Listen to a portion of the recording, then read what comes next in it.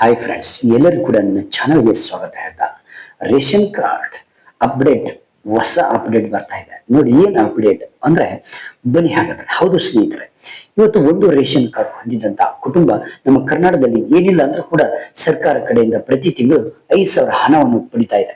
ಹಾಗಾಗಿ ಕರ್ನಾಟಕದಲ್ಲಿ ರೇಷನ್ ಕಾರ್ಡ್ಗೆ ತುಂಬಾ ಮಹತ್ವ ಹಾಗೂ ಹೊಸದಾಗಿ ರೇಷನ್ ಕಾರ್ಡ್ ಅರ್ಜಿ ಸಲ್ಲಿಸಲಿಕ್ಕೆ ಜನರು ಕಾಯ್ತಾ ಇದ್ದಾರೆ. ಅಂತವ್ರಿಗೆಲ್ಲ ರಾಜ್ಯ ಸರ್ಕಾರ ಕಡೆಯಿಂದ ಭರ್ಜರಿ ಗುಡ್ ನ್ಯೂಸ್ ಎಂದು ನೀಡಿದೆ. ಹಾಗಾದ್ರೆ ಕೊನೆವರೆಗೂ ನೋಡೋಣ ಬನ್ನಿ. ಇಲ್ಲಿ ಹೌದು ಸ್ನೇಹಿತರೆ, ತುಂಬಾ ಜನರು ತಮ್ಮ ರೇಷನ್ ಕಾರ್ಡ್ ನಲ್ಲಿ ಇರುವಂತಹ ಸದಸ್ಯರನ್ನು ತೆಗೆದುಹಾಕಲು ಹಾಗೂ ರೇಷನ್ ಕಾರ್ಡ್ ವಿಳಾಸದ ಬದಲಾವಣೆ ಮತ್ತು ಹೊಸದಾಗಿ ತಮ್ಮ ಕುಟುಂಬದ ಸದಸ್ಯರ ಸೇರ್ಪಡೆ ಮಾಡಲು ಕಾಯ್ತಾ ಇದ್ದಾರೆ. ಅಂತವರಿಗೆ ಸರ್ಕಾರ ಡಿಸೆಂಬರ್ 3ರಿಂದ ಡಿಸೆಂಬರ್ 31ನೇ ತಾರೀಕಿನವರೆಗೆ ರೇಷನ್ ಕಾರ್ಡ್ ತಿದ್ದುಪಡಿ ಮಾಡಲು ರಾಜ್ಯ ಸರ್ಕಾರ ಅವಕಾಶ ಮಾಡಿಕೊಟ್ಟಿತ್ತು. ಆದರೆ ಇದೀಗ ರಾಜ್ಯ ಸರ್ಕಾರ ದಿನಾಂಕ ವಿಸ್ತರಣೆ ಮಾಡಿದ್ದು, ಇದಕ್ಕೆ ಸಂಬಂಧಿಸಿದ ವಿವರವನ್ನು ನಾವು ಈ ಕೆಳಗೆ ನೋಡ್ತಾ ಹೋಗೋಣ ಬನ್ನಿ. ನೋಡಿ, ಹೌದು, ಇಲ್ಲಿ ರೇಷನ್ ಕಾರ್ಡ್ ತಿದ್ದುಪಡಿ ಮಾಡಲಿಕ್ಕೆ ಜನವರಿ 1, 2025ರಿಂದ ಜನವರಿ 31, 2025ರವರೆಗೆ ರೇಷನ್ ಕಾರ್ಡ್ ತಿದ್ದುಪಡಿ ಮಾಡಲಿಕ್ಕೆ ನಿಮಗೆ ದಿನಾಂಕವನ್ನು ಮುಂದೂಡಲಾಗಿದೆ. ನೀವು ನಿಮ್ಮ ರೇಷನ್ ಕಾರ್ಡ್ ನಲ್ಲಿ ಯಾವುದೇ ಬದಲಾವಣೆ ಹಾಗೂ ಹೊಸ ಸದಸ್ಯರ ಸೇರ್ಪಡೆ ಮಾಡಲಿಕ್ಕೆ ನೀವೇನಾದ್ರೂ ಬಯಸ್ತಾ ಇದ್ರೆ 31 ಜನವರಿ 2025 ಕೊನೆಯ ದಿನಾಂಕವಾಗಿದ್ದು, ಈ ದಿನಾಂಕದ ಒಳಗಡೆ ಬೆಳಿಗ್ಗೆ 10 ಗಂಟೆಯಿಂದ ಸಾಯಂಕಾಲ 5 ಗಂಟೆಯವರೆಗೆ ನಿಮ್ಮ ರೇಷನ್ ಕಾರ್ಡ್ ತಿದ್ದುಪಡಿ ಮಾಡಿಸಬಹುದು.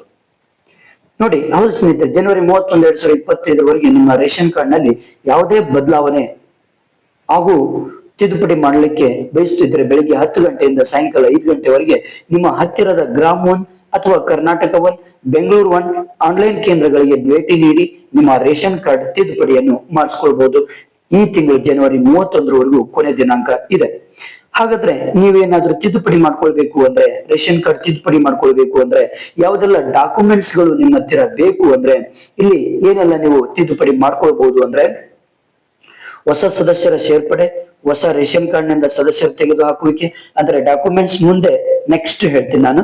ಇದರಲ್ಲಿ ಏನೆಲ್ಲ ನೀವು ರೇಷನ್ ಕಾರ್ಡ್ ಅಲ್ಲಿ ಅಪ್ಡೇಟ್ ಹೊಸದಾಗಿ ಮಾಡಬಹುದು, ಯಾವ್ದೆಲ್ಲ ಮಿಸ್ಟೇಕ್ಸ್ ಗಳನ್ನು ಸರಿಪಡಿಸ್ಕೊಳ್ಬಹುದು ಅನ್ನೋ ಮಾಹಿತಿಯನ್ನು ಕೊಡ್ತಾ ಇದ್ದೇನೆ.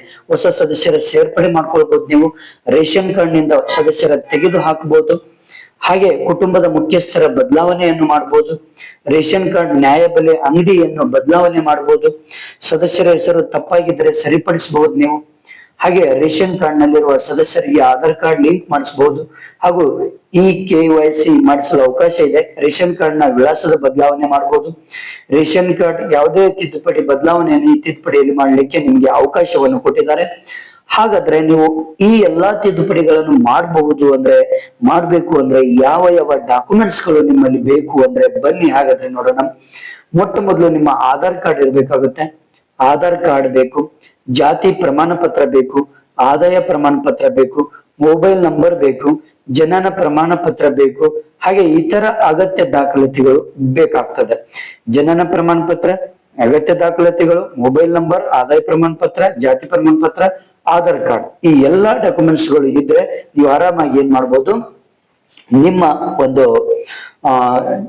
ಆಧಾರ್ ಕಾರ್ಡ್ ಅಲ್ಲಿ ತಿದ್ದುಪಡಿ ರೇಷನ್ ಕಾರ್ಡ್ ಅಲ್ಲಿ ಎಲ್ಲಾ ರೀತಿಯ ತಿದ್ದುಪಡಿಗಳನ್ನು ಮಾಡಬಹುದು. ಹಾಗೆ ಇಲ್ಲಿ ಇನ್ನೊಂದು ಹೊಸ ರೇಷನ್ ಕಾರ್ಡ್ ಅರ್ಜಿ ಸಲ್ಲಿಸಲಿಕ್ಕೆ ಅವಕಾಶ ಇದೆಯಾ ಅಂತ ನೀವು ಕೇಳಿದ್ರೆ, ಹೌದು ಸ್ನೇಹಿತರೆ, ಇಲ್ಲಿ ಮುಖ್ಯವಾಗಿ ತುಂಬಾ ಜನರು ಹೊಸದಾಗಿ BPL ರೇಷನ್ ಕಾರ್ಡ್ ಅರ್ಜಿ ಸಲ್ಲಿಸಲಿಕ್ಕೆ ಕಾಯ್ತಾ ಇದ್ದಾರೆ. ಹೌದಾ?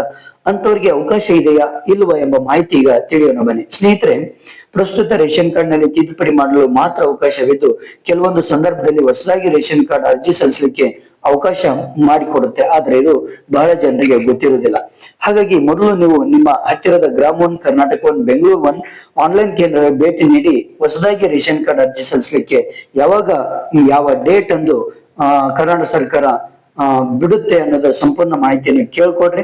ಆ ಮಾಹಿತಿಯನ್ನು ತಗೊಂಡು ನೀವು ಹೊಸ ರೇಷನ್ ಕಾರ್ಡ್ ಅನ್ನು ನೀವು ಮಾಡಿಸ್ಕೊಳ್ಬಹುದು. Okay, thank you friends. ನಿಮ್ಮ ಫ್ರೆಂಡ್ಸ್ ಶೇರ್ ಮಾಡಿ, ಹಾಗೆ ನನ್ನ ಒಂದು ಚಾನಲ್ ಅನ್ನು ಸಬ್ಸ್ಕ್ರೈಬ್